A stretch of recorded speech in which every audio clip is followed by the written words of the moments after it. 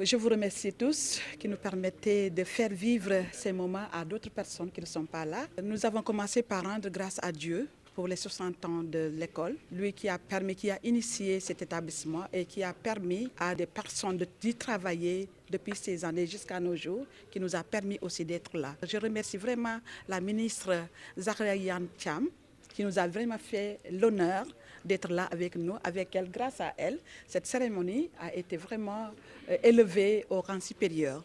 Nous avons voulu l'organiser dans cet somptueux cadre du Grand Théâtre pour permettre vraiment à nos enfants de vivre un moment exceptionnel, un moment solennel, puisque 60 ans, vraiment, c'est un âge majeur. Quand une personne arrive à 60 ans, elle va à la retraite. Alors donc c'est un âge à magnifier Dieu, mais aussi nous avons rendu hommage à toutes les personnes, les vaillantes personnes qui ont travaillé dans cet établissement et qui nous ont permis d'être là, pour les services qu'ils ont rendus à notre nation à travers l'éducation et la formation des élèves. C'est vraiment un sentiment de satisfaction qui m'anime en ce moment et de reconnaissance envers elle, envers l'autre parrain, parce que nous en avons 3. Donc elle, c'est la première, la marraine. Et puis nous avons le maire de notre commune. Nous avons Serigne Saliou Thioune, qui est aussi un parent d'élèves, qui a accepté de nous faire cet honneur. Et nous avons essayé de sensibiliser autour de nous, donc dans notre quartier.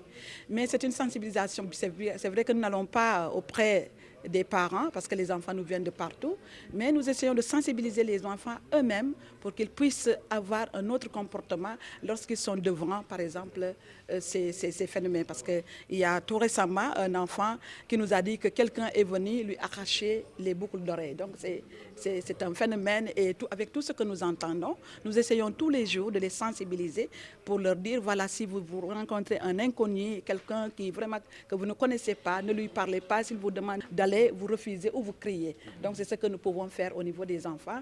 Et comme on n'a pas toujours l'occasion de rencontrer les parents, bon, nous c'est seulement les enfants que nous sensibilisons. Sinon hier nous l'avons fait autour de notre établissement puisqu'il y avait un randonnée pédestre. Oui, ils ne sont pas exclus, Je pense que chaque parent a le devoir de sensibiliser son enfant.